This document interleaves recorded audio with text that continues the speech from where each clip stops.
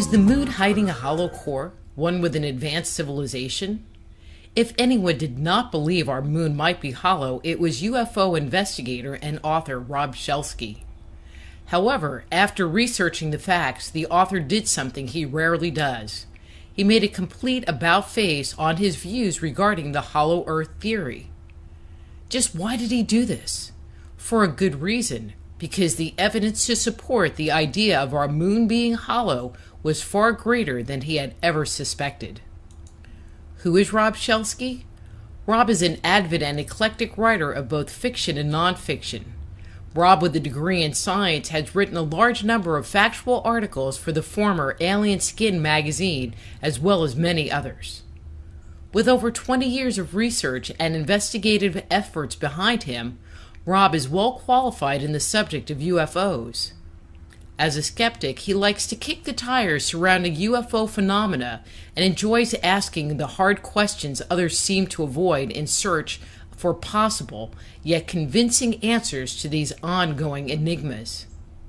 Hi, and welcome to Just Energy. I'm your host, Dr. Rita Louise, and today we're going to be speaking with Rob about his book, The Moon is Hollow and Aliens Rule the Sky.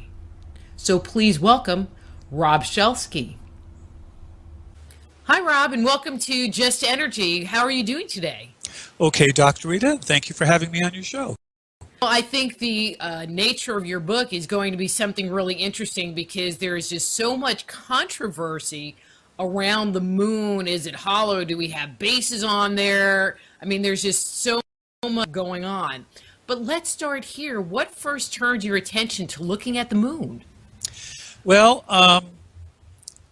there was a lot of stuff that slowly came to a head with it because I've been a MUFON field investigator for quite a while with UFOs. And everything I saw and everything I read seemed to point towards the moon being a problem. And then one day I was being interviewed on another radio show and someone asked me, called in and said, "Do you think the moon is hollow?" And I said, I laughed. I said, "No, of course not." And, and it's not made of Swiss cheese either. But then I started looking into it. I don't know why, I just did. And I began to realize there's a lot of problems with the moon. I mean, big ones. Of all the objects in our solar system, it's the moon that is the hardest to understand, and yet it's the closest to us. Okay, so what's so weird about it? I mean, kind of in more of a general sense of the word. Well, you might be better to ask what's not weird about it, because there's that much wrong with it. Wow. The moon is oversized. We have the largest moon in the solar system for any terrestrial planet, meaning a rocky planet. The moon is not dense enough. It's too light for its size. And its orbit is very strange. It's too circular. There's only one other object in the solar system with a more circular orbit, and I believe that's Venus. And there's quite a bit else wrong with it too, but we can get into that a little later if you like. Well, and I've heard people suggest that the moon's hollow, but what kind of there to support that? I mean, it just seems pretty far out there to make that suggestion. Yes, it does. And actually, I didn't come up with the idea. Two Soviet scientists in the Soviet Academy of Sciences originally came up with the idea of the spaceship moon. And I believe one was Mikhail Vasilin, and the other one was Sherbakov. And it was their idea that the moon might be hollow for a number of reasons. For one thing, none of our theories about the moon's origin seem to work. There have been 5 major theories about the moon, and all of them have problems, including the very latest ones. The one where there was some external body that crashed into the Earth, and then that chunk became the moon? Right, that would be the Theia theory. Sounds like I'm lisping, I know. But supposedly a planet Mars-like in size, or a little less, Theia, they call it that, crashed into the Earth early on, and they sort of blew mostly apart and then coalesced together. And the moon was formed out of the remnants of that explosion. There are problems with this theory because, number one, the material on the moon doesn't seem to have any of the Theia material in it. Moon rocks brought back from around the surface of the moon show no evidence of the planet Theia being part of the moon. But how would we know what Theia material would be or look like? The radioactive isotopes of the moon and any object in the solar system are highly unique. Rocks, meteors from Mars have their own signature. From the moon, they have theirs. From well, any planet, and they're all different. Even the asteroids are all different. So it would have to have had some rocks on the moon that would have had a different isotopic signature from those on Earth. We don't have any that are different from the mantle of the Earth's surface. There's a problem with that. Again, the moon's orbit's too circular, and we can't account for it. The first of the creation theories of the moon said that it was simply captured. It seems unlikely. More likely, if the moon had come hurtling towards the Earth or even near it, one or two of the objects would have been thrown out of the solar system into wildly eccentric orbits. That's not the case, as we know. Secondly, the moon shouldn't have such a circular orbit. And thirdly, it shouldn't have stopped around the Earth, but it should have kept on going because of its speed, unless the Earth had a much larger atmosphere sticking further out into space to act as a brake. Well, we have no evidence for this either. So it goes and continues to go. There just doesn't seem to be any real explanation of how the moon got here. Darwin thought it might have come from the Earth. The Pacific Basin might have been the source of the moon. Well, we know that's not true because we've tested the rock material there. Another idea was that the moon might have been a georeactor. This is the newest theory, that there's a lot of radioactive material in the Earth's crust right near the equator, and this somehow ignited like a giant nuclear explosion, and part of the Earth just blew up into space. This theory came about just in the last couple of years because the Theia theory has its own problems. Well, when we look at the moon material, does it have an Earth signature to it, or is it completely different from that also? It does have an Earth signature to it, but it has some very strange anomalies as well. For instance, neptunium, which is a mildly radioactive isotope, has a half-life of about a little less than 3 years. I think it's 2.2 or 2.7, somewhere in there. But if you go by that, there should be no neptunium left on Earth after 4.5 billion years, because every 3 million years or so, you've got half of what you had before. So over 4.5 billion years, there should be none left. Well, the moon has a good deal of neptunium. Earth has none. We can't understand how that could be. The Earth has a lot of helium-3. The Earth has virtually none. In fact, there's so much helium-3 on the moon, it would be great to mine because it's the perfect fuel for fusion reactors, which is another oddity. The craters on the moon. The big ones are shallow and the small ones are deep. According to the spaceship moon theory, this would be so if there was an inner core of steel or some kind of metal. And because when a meteor would impact the moon, it would travel deep into the moon the bigger the meteor was and the faster it was going. Unfortunately, the large craters are very shallow, as if the meteors hit something solid below the surface. The shallow ones, which wouldn't go in very deep, are deep because they didn't travel that far. So again, we have a lot of problems with that as well. That's just really interesting. And I've never heard the information presented in this way. So this is good. Well, you know, people will put out, oh, well, it's hollow. I mean, the only thing that I've heard as supportive information to the whole notion was the concept that they sent a signal to it, they blasted a nuke at it, and they heard kind of a bell-like sound come off of it. And that's the only piece of data that I have ever heard anybody put forward to potentially support a hollow moon. Well, actually, no one's ever nuked the moon, thank God. But you're right, they did impact the moon with a satellite to see what would happen. But what we found was that every time we did something on the moon would ring like a bell. And when I mean ring like a bell, it rang for a long time, sometimes hours in length. And noted scientists said, we can't understand this unless the moon is hollow. Because when Apollo 11 took off from the moon, they left seismometers on the moon, and these things registered the moon vibrating for well over half an hour or so. In other instances, this rang even longer. And here's another weird thing. That vibration doesn't seem to travel through the center. It travels around it as if there was nothing in the center, which is strange as well. But we can't account for it. One scientist, a physicist, said it was as if the moon has giant shock absorbers somehow in it that's allowing it to do this. There's another problem with the moon. The moon, the center of the moon, the center of gravity of the moon isn't where it should be. It's several miles away from the center, and they can't account for that either. And again, we have the problem of the density of the moon. For an object that size, made of Earth-like material, it should be denser. It should have more pull on the Earth. It doesn't.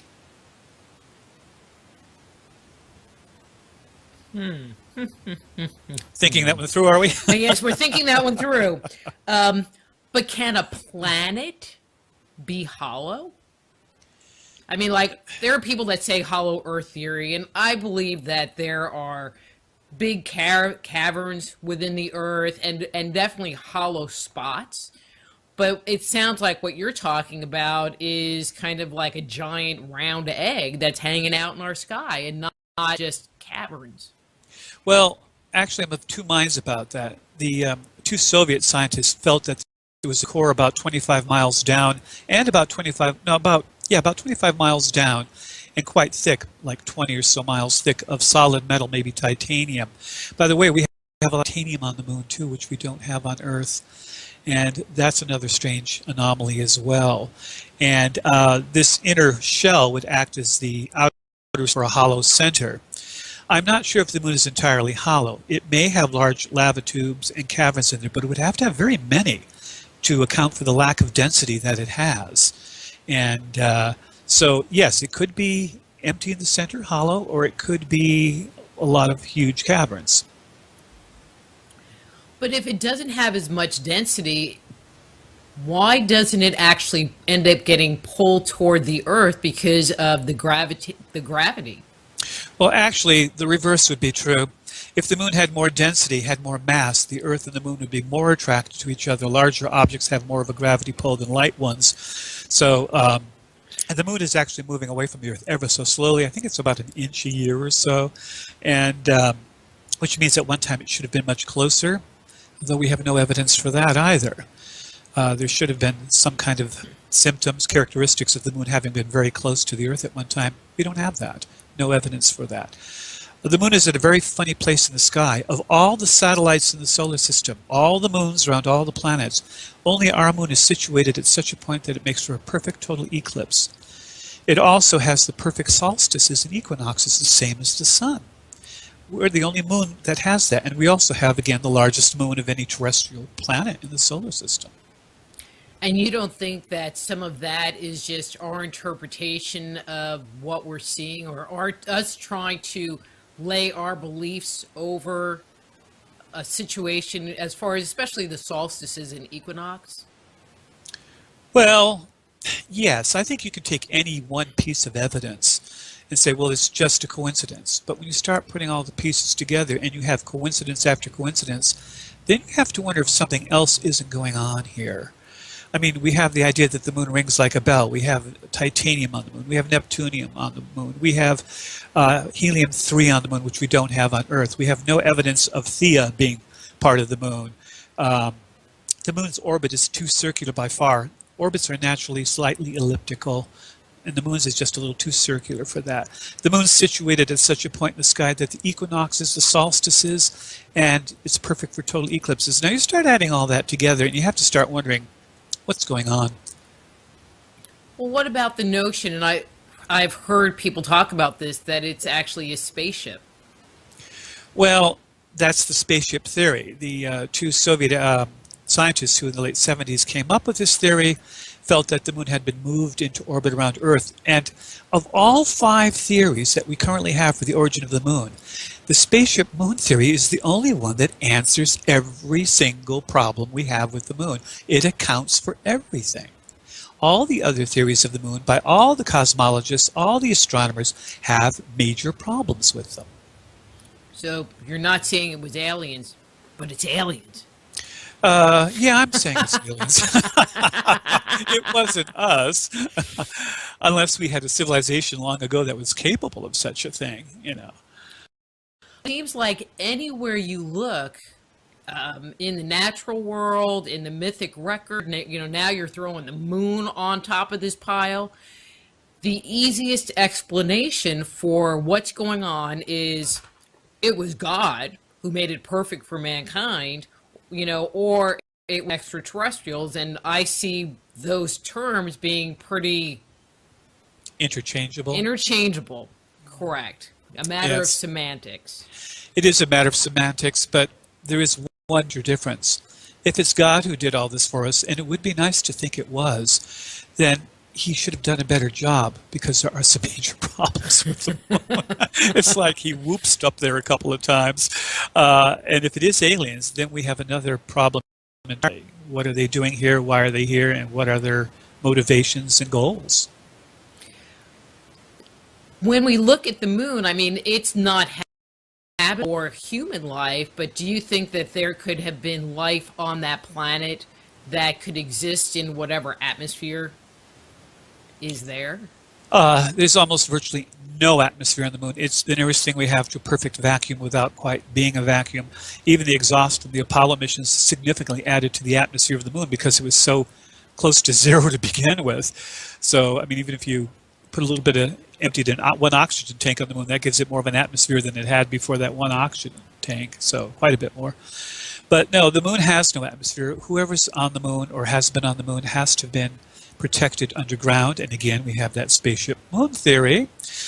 And we also have all that transient lunar phenomena or translunar phenomena that's been going on for 6 centuries at least, and actually a lot longer, but NASA only reported on it for the last 5 centuries or so.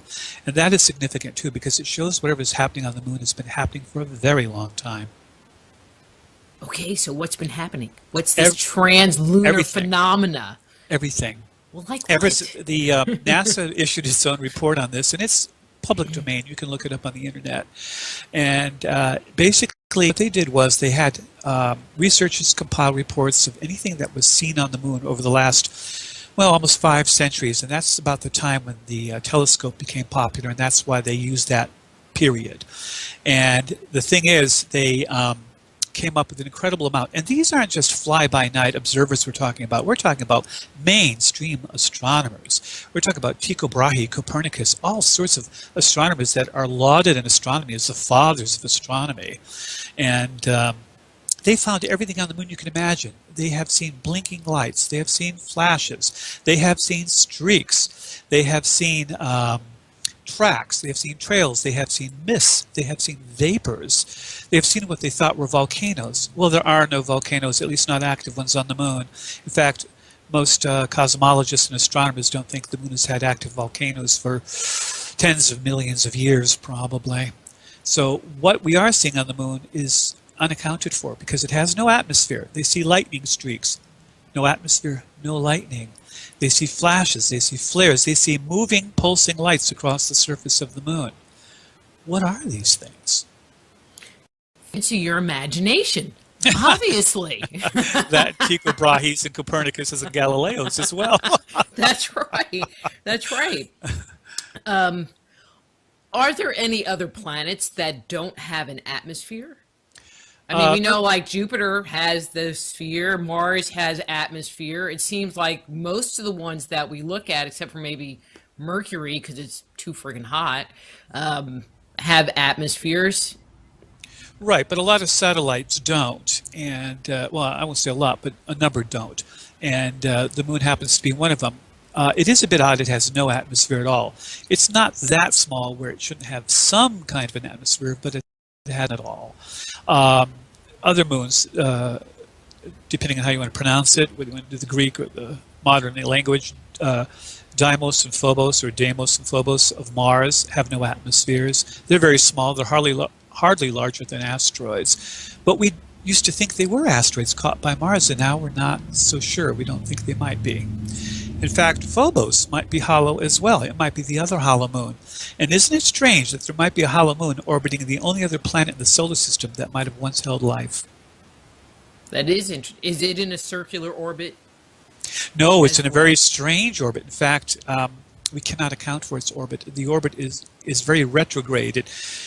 To many astronomers, it always looked like it speeded up and slowed down, but it's because of its strange orbit. And also, there's sort of a monolith on one end of it, and its density is too low, way too low, and so scientists wonder if it isn't hollow too. So you had to mention monolith. Now I'm automatically in my mind going to 2001, a Space Odyssey, and the monolith on there. So am I. Do you think that based on what they've looked at on the moon, that there ever could have been life or the precursors of life on that planet? Or does it just seem dead, dead, dead, dead, dead?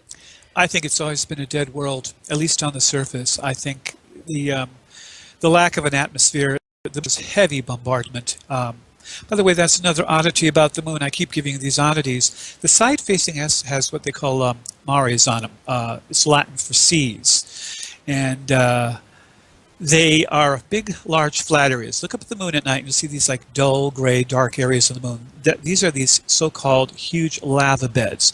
Mm-hmm. Now, the odd part is on the far side of the moon, there are none. Absolutely none. It's all craters, nothing else but craters. But that's one of the other things that's weird about the moon is that it doesn't rotate. And so when we talk about the dark side of the moon, it's dark because we can't see it because it never turns to face the Earth. No, it doesn't. The moon does have a night and day. I mean, there's no such thing as a dark side of the moon, of course. That's Pink Floyd. But the moon night and day on both sides, and that one night and day takes a total of 1 month or 1 month. And so there's 14 days of light and dark on the moon on each side. On the dark side, we can see about, I don't know, about 62 to 65% because the moon wobbles a little, has what they call libration. So we can, if we watch it long enough with our telescopes, we can pick up about that much of it. But there's a large area we just cannot see, except by sending rockets there and or putting satellites in orbit around it. Recently, the Chinese sent up expeditions to map out the moon or take some high-res images of the moon. Have you seen any of the data that's come out of that research?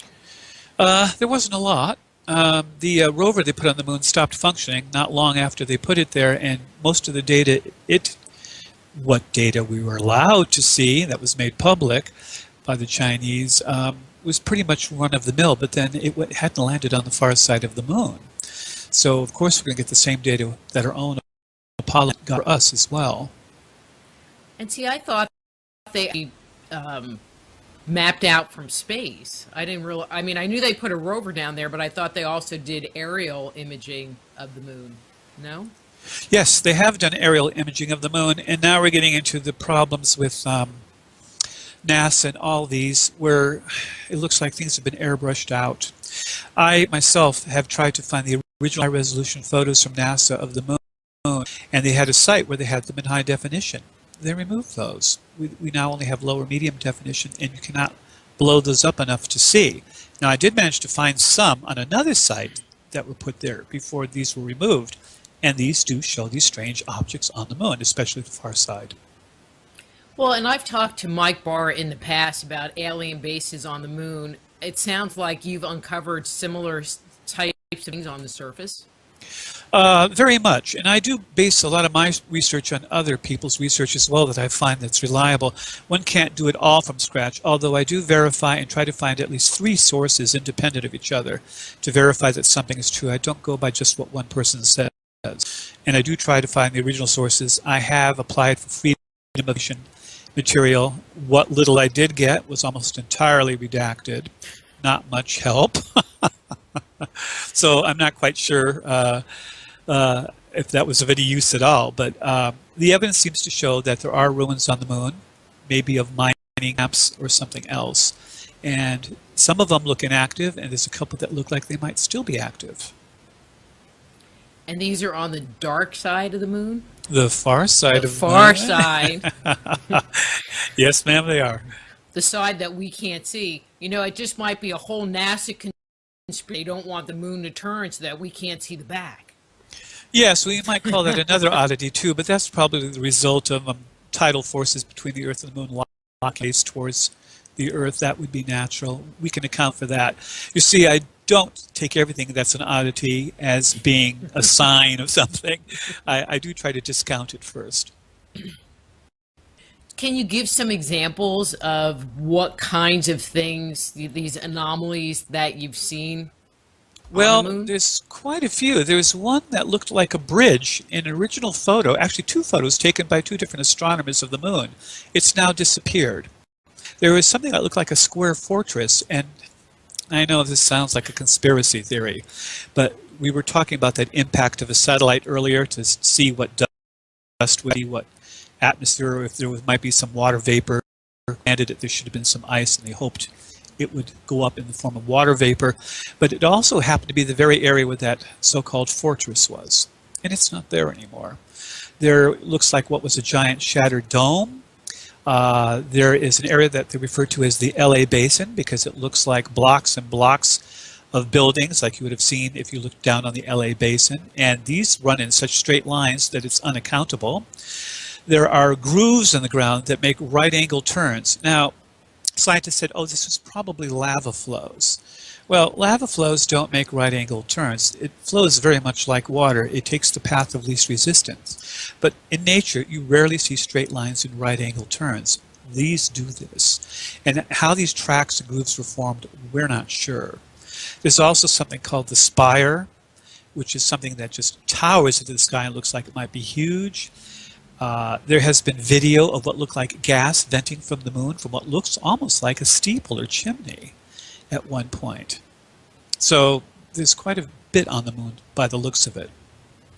What do you think? I mean, we're going to go to break here in a second, but what do you think about the whole notion that we've actually never been to the moon and that the astronaut footage that we do have was filmed by Stanley Kubrick somewhere and fed to the American public? I think that's ridiculous, personally. But then I thought the hollow moon theory was too at one time. But you know, they broadcast from the moon. The astronauts did, and these were on open channels much of the time. And ham operators at the time, in the late '60s and early '70s, were quite capable of picking these signals up, as were other countries like China and Russia, and they could triangulate. And they came from the moon. Plus, they left stuff being the seismographs and the and other recording devices that we are getting telemetry from. So it would seem and a reflective mirror, and it would seem highly unlikely that that just appeared on the moon by magic. Someone had to put it there. Well, they could have just sent something up. I mean, I think that, you know, we've sent stuff there, you know, but there's the whole issue with the Van Allen belt, creating a space where, you know, we as organic beings just can't get through it.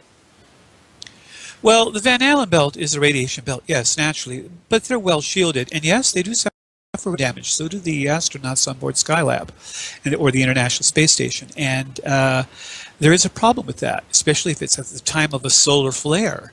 But we have adequate protection to get people to the moon and back. Massive solar flare occurring sometime during the transition.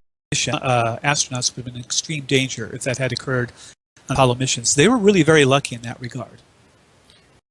We're talking to Rob Shelsky about his book, The Moon is Hollow and Aliens Rule the Sky.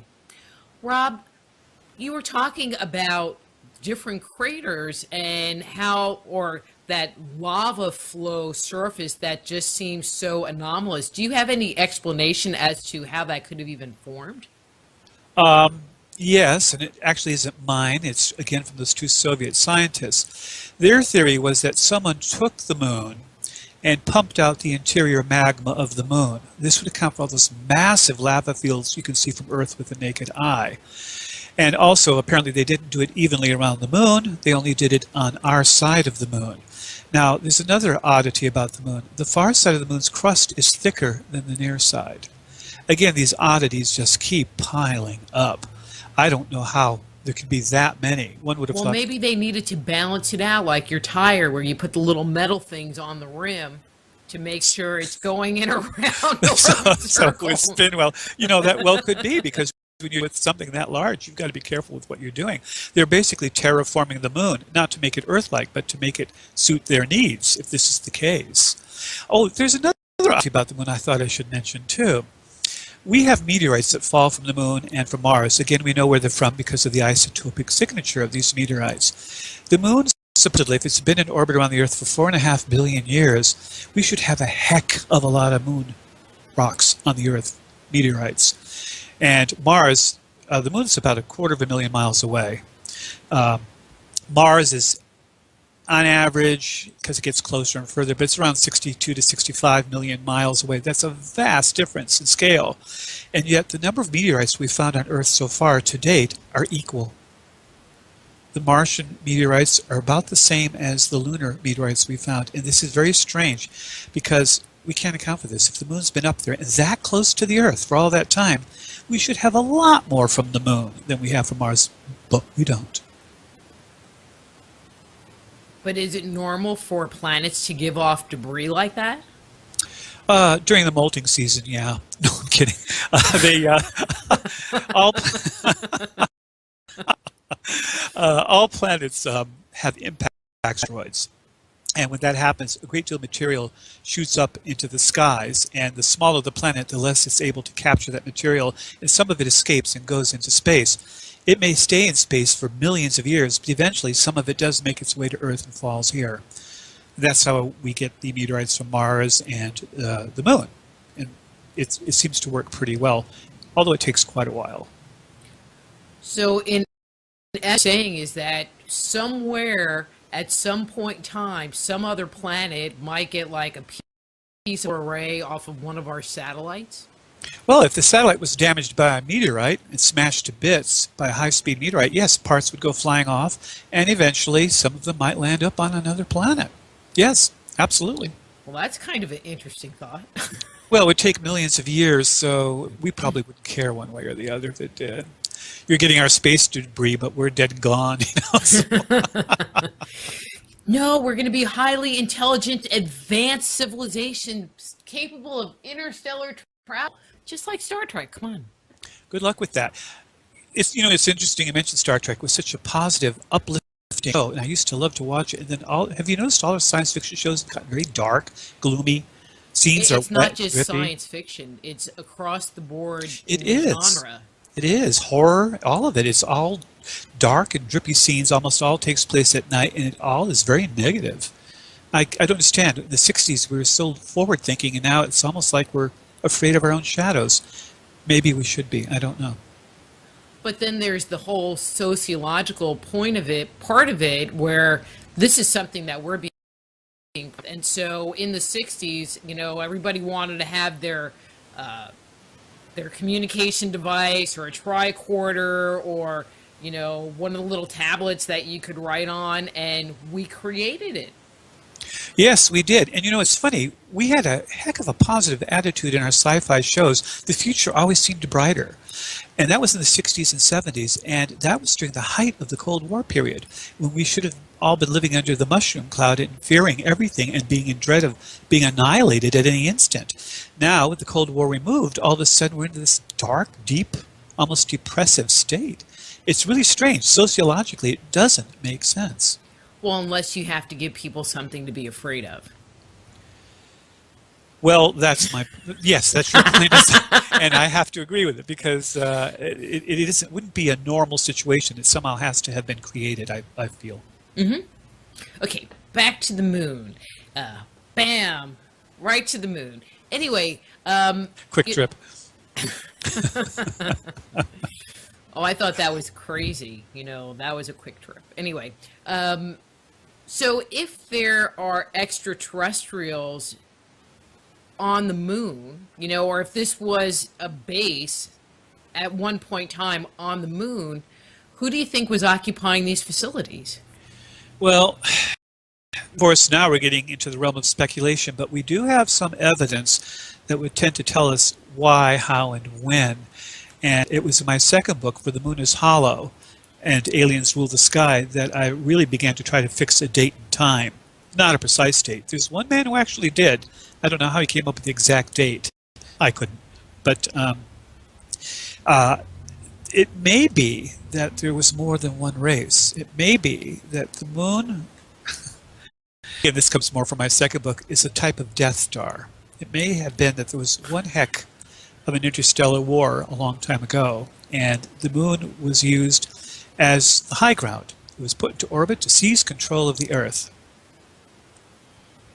I'm not going to argue with you on that conjecture at all, because I have not about the moon and its role, but about there being, battle for Earth. Yeah, I totally agree.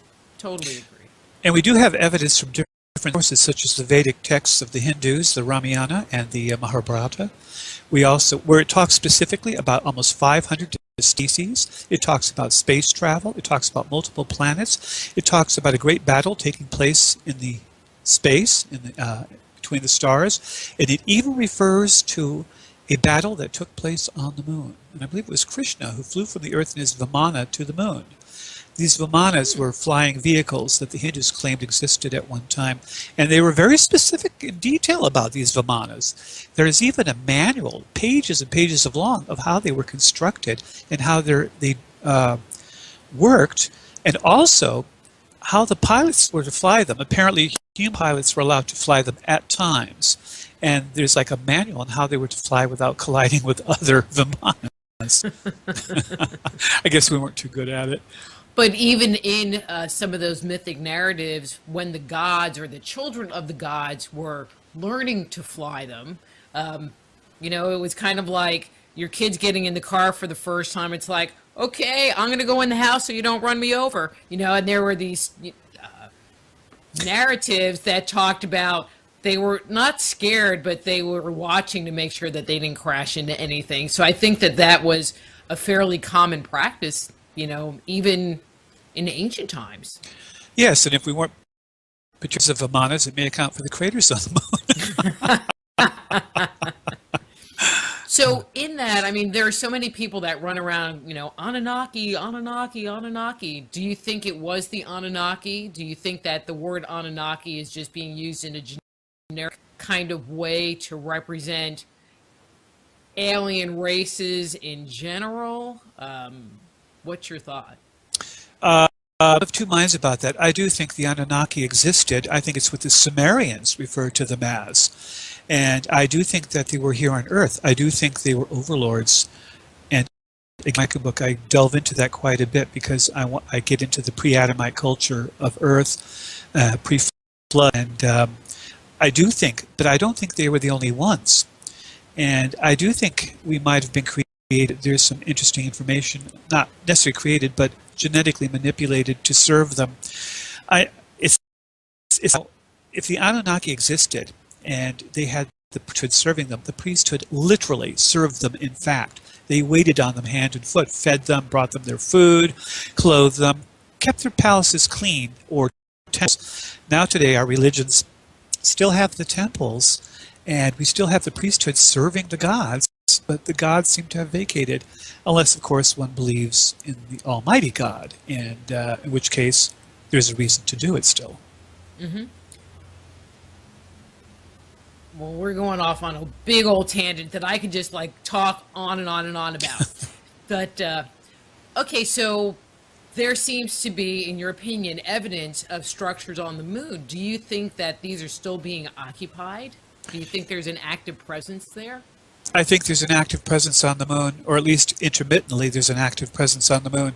Again, the translunar phenomena that NASA had the report issued on didn't stop. It's still going on. We're still seeing these things on the moon. And I can't stress this enough. The moon is supposedly a dead world. It has no atmosphere. It has nothing to create any of these things. You might see an occasional flash from an asteroid impact, but you wouldn't see streaks. Streaks only occur with meteors because they're going through the atmosphere and they're burning up, leaving a fiery trail. No fiery trails. What are these strange pulses of light? There's an area referred to as the Aristarchus crater. This crater is infamous for translunar phenomena. In fact, it's so infamous for this, it's gotten the nickname the Blue Gem by astronomers, not by me. They call it this because so many blue glows, blue flashes, and blue lights have been seen there that the crater has earned this strange nickname of being the Blue Gem. Has anyone been able to get a hold of high-res images of that area to take a look to see if there's a dome or some kind of a structure-looking thing in that area? We do have good images of Aristarchus crater. How good they are, they're high resolution, but how good they are is, these are difficult questions because our sources for these images are government, NASA. And NASA has been accused repeatedly, and there's some good evidence to support the idea that these things out. In fact, some of the photos I looked at clearly show signs of airbrushing. I looked at it on the pixelated level, and it's clearly replicated other areas in some of the photos.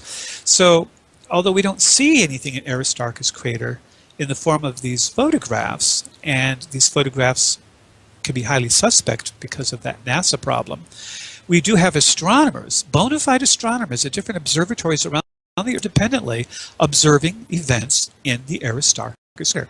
There's been blue mists, for instance. There's been even in Apollo 11, they saw a sparkling glow while they were orbiting the moon in the area where they were going to land. And so there are strange phenomena on the moon, which again we can't account for because the moon's a dead world, volcanoes, no atmosphere. How do you account for this stuff? I can't. That's what makes a good conspiracy. Well, see, I can by coming up with an answer. You know, Occam's razor says the best answer is the simplest one, the one that requires the least explanation and support for it, in the sense of being elaborate. And Occam's razor clearly points to the idea of terrestrials, and they are on the moon. If we didn't use that explanation, we have to come up with all sorts of scientific ones that we don't have the science for yet. We can't explain lightning on the moon, then some phenomena is going on that we don't understand yet there. If there are flashes and blinks on the moon and things crawling across the surface, then there's some scientific phenomena going on that we don't understand yet. And yet, if you say extraterrestrials, it explains it all. Occam's right. Well, the other option is to just ignore it. And they do that too. Science is very good at ignoring things. Science is deathly afraid of the third rail. Inconvenient and dangerous to them. You have never seen an astronomer or scientist get for UFO research. Whether UFOs are real or not, and I think they are real, so many millions of people have seen it. So many people report it, and I've investigated a number of these reports as a MUFON field investigator, that it creates an incredible social phenomenon. Why is nobody researching this as a social phenomenon? Even if you don't believe UFOs are real, millions around the world do, is a strange social phenomenon. Why is no one investigating that as a sociologist? They aren't. Yeah, I don't know. I was talking to someone the other day, and they suggested that we've been going back and forth to the moon in recent times, like humans have been going to the moon and interacting with extraterrestrials there, and the travel time is within minutes. Have you heard anything to that effect, and what do you think of that idea? Yes, I've read a lot on that, actually.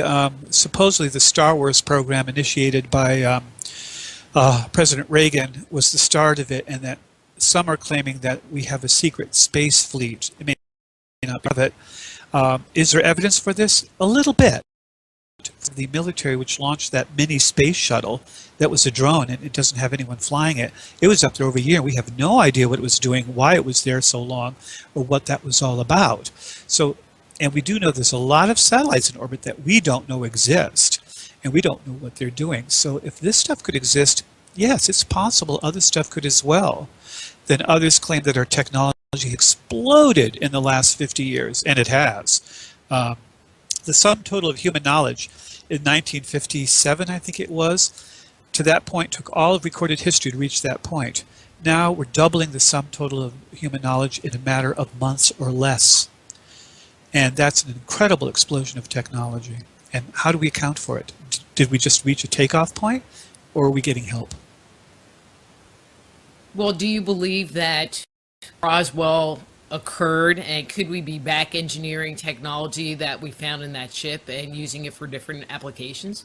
Yes, and there was another case, another crash in New Mexico as well, and that's an even more famous one. It's called the Aztec Encounter, and I spoke to the two researchers who dealt with it. They've been working on that for over 35 years. They've compiled 55,000 documents, not made up ones, but government documents on this, and they've researched the area repeatedly themselves. Something happened there as well, and it may have been more significant than what happened at Roswell. I'm going to have to do some research on that one. I have the book if you'd like me to send it to you.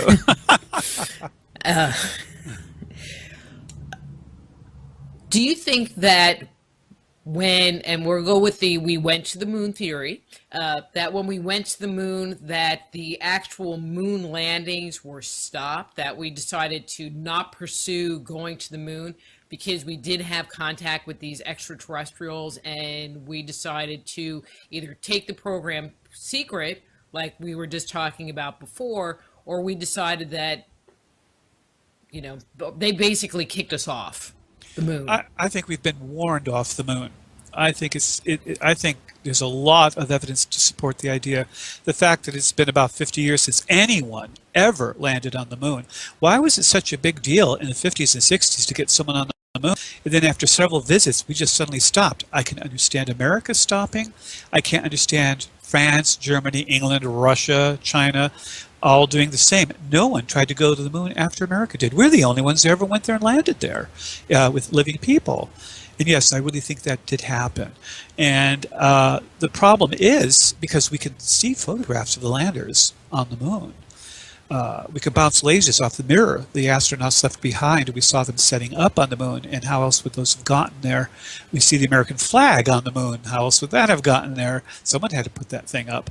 But yes, I think we've been warned off, definitely. And I think we've been warned off Mars, to be honest, even though they're wanting to send more stuff there, and there's the private firm that wants to send a ship up there.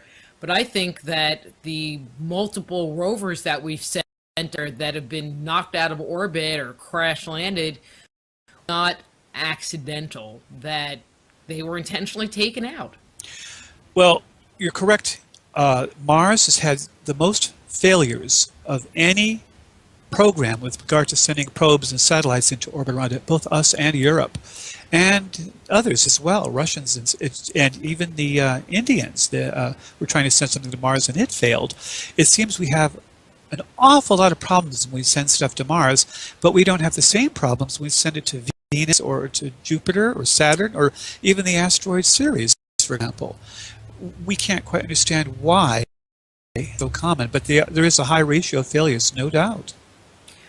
But of all of the planets, as you said earlier, Mars was the one that was most capable of supporting life, and there are a number of people, myself included, that believe that there was an extraterrestrial civilization on Mars at one point in time, and whether they're there now or not, is a different conversation. But if they are there now and they want to be left alone, I could see where they would take the rovers out. Well, it's quite theoretically possible there could be life on Mars. It would have to be below the surface at this point. But we know there's water on Mars. There is certainly enough air, not breathable air, but air that they could manufacture breathable air from. Carbon dioxide breaks down into carbon and oxygen. So there's no problem there. There is nitrogen on Mars. So yeah, I don't see that we couldn't have life below ground on Mars. We know there's sometimes free running water on Mars, so there's water. Was Mars more favorable for life earlier on in history? Absolutely. It probably was very Earth-like at one time. Was it that way long enough to achieve intelligent life? I'm not sure, but it could well have. Well, actually, something, we're talking about these anomalies, and so for March, it was within 2 million years of the formation of Mars that they entered into that Nokian period, which was the most Earth-like period on Mars. 2 million years. That's it. That's and then fast. It went away. Yeah, and it's like, and which is yet another thing they can't explain, is how it could have gone from this new formation into this life-supporting environment. Well, their argument is Mars is too small to maintain its activity. It was also too small to keep a liquid core like Earth has now, and with the magnetic field ceased around Mars to protect it, then the solar winds blew the atmosphere away and desiccated the planet. Now that's a reasonable assumption, and yes, it would take a great deal of time, but even so, Mars should have been a viable planet for a very long time before that occurred. Several billion years. I would guess at least 2, yeah. Depending on who you listen to, of course. Well, you should listen to me because I know everything. Gee, I thought that was me. Well, together we know everything. We can conquer the universe.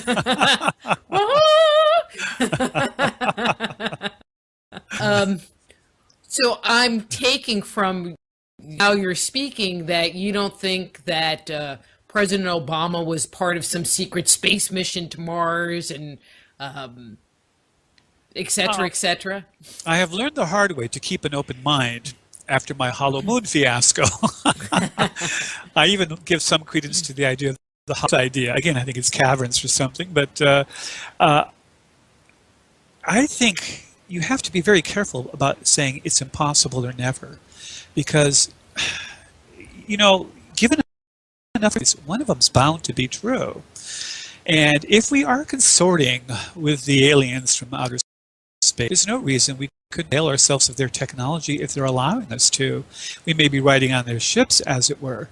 But you have to consider that the United States, shortly after the Roswell incident and the Aztec event, suddenly Bell Laboratories developed the transistor. We all think of Japan as being the ones who developed the transistor, but no, they're the ones who made all the nice little cheap radios with it. But we developed the transistor, and then the microchip followed. I remember in high school my science geologist teacher saying we could never have computers that could talk because they would have to be as big as a city block. 2 years later, the microchip came out, and all bets were off. This is how fast our technology is changing. What was ever and impossible 2 years before suddenly was not only possible but happening. I remember going to the NASA installment in Houston and walk around, and other than most of it was kind of lame, geared for kids. But they had a Saturn V rocket out there, and it was broke up into its stages, so you could kind of look in between the stages. And Yes. I mean, I was a electromechanical designer, and I'm looking at these PC boards, and they had these giant resistors and giant capacitors on it. And I'm like, they went to the moon with that? Well, the And computers on board Apollo 11 were said to have been about the computing capacity of our average handheld calculator now. Isn't that amazing? They went to the moon with a handheld calculator, basically. it is amazing. It is amazing. It's scary. Very scary. They could do it under such primitive conditions.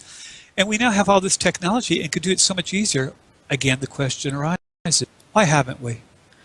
Well, role do you think the government has in this? I mean, you've been talking about them covering up the images from the moon, covering up obviously incidents like Roswell, Aztec.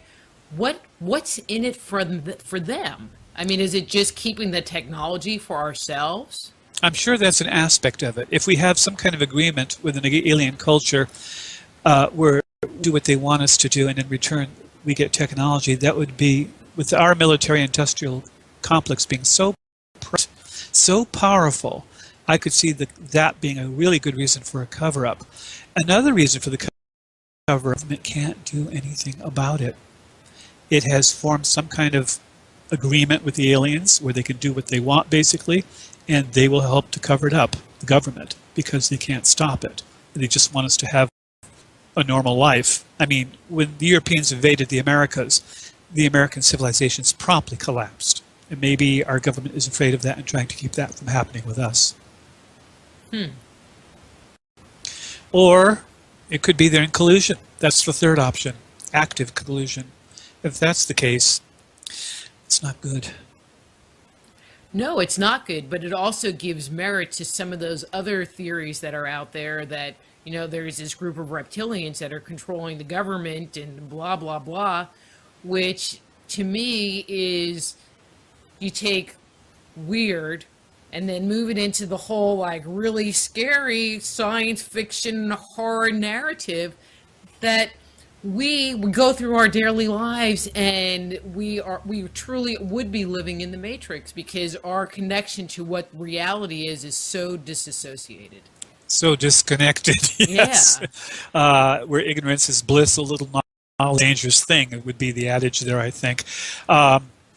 There is evidence something bad is going on. The number of researchers who have died over the last 30 years or so is phenomenal. Many of them, oddly, are microbiologists, and they have died under the strangest circumstances. One, for instance, I think it was in New Zealand or maybe Australia, down near Geelong, I think it was. He died suffocating in an airlock in his own laboratory. Air fail-safes. How did he do this? Others have put roadblocks, driven cars and driven away from trees. Others have jumped bridges. 2 jumped off the same bridge in a matter of months. What is this? 500 researchers have died? This is an incredible number, and under the strange, and also some authors as well. And no one can account for why there's so high a ratio. When you compare them to the standard population of scientists, it's abnormally high. It's statistically beyond the norm. And how do you account for that as well, unless someone is bumping these people off? Oh, and by the way, the number of ones that are dying who have associated some way with UFOs, the UFO phenomena, is higher than the average as well. Any area, you know, there's someone that's been posting the number of people that talk about alternative health and cancer cures. I think it's up to like 8 or 10 different people that have done the last 3 months. I mean, in Michigan, where they have that bad water stuff going on, there were 2 people that testified that were, and I don't remember their exact positions, but they were very involved in getting that information put forward. They both died. You know, yes, it's endemic. It is endemic, and again, when you run the statistical analyses on these, they're abnormally high. Why is that? By the way, the number of people who permanently disappear from this planet every year is incredibly high. In America alone, it comes to around 50,000 a year who permanently disappear. It's over 1 million a year who disappear. But if you discount children who run away from home and are found, or people who are murdered and buried in the shrubs somewhere, or people who just want to disappear, you still come up with that number. For America alone, around 50,000 a year disappear forever. Australia has a phenomenally high number too, and every country in the world has this problem.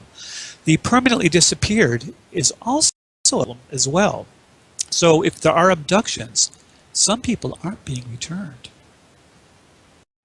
Okay, well, you know what? I think on that note, we are going to wrap this up. Wah, wah, wah.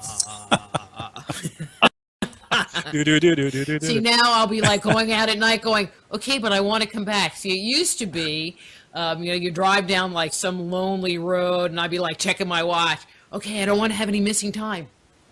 You know, now I have to worry about missing time permanently. Ooh, scary. So your book, For the Moon is Hollow and Aliens Rule the Sky, I mean, if we send them to Amazon, is that the best place? Or your website, or where do we want to send them?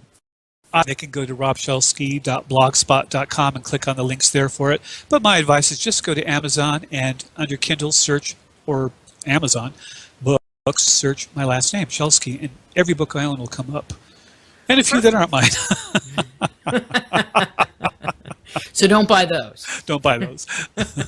Well, you've been a pleasure, but we need to wrap it up, okay? Yes, thank you very much for having me on the show. Well, I really enjoyed it. Well, I really enjoyed it too. That's Rob Shelsky. His book is For the Moon is Hollow and Aliens Rule the Sky.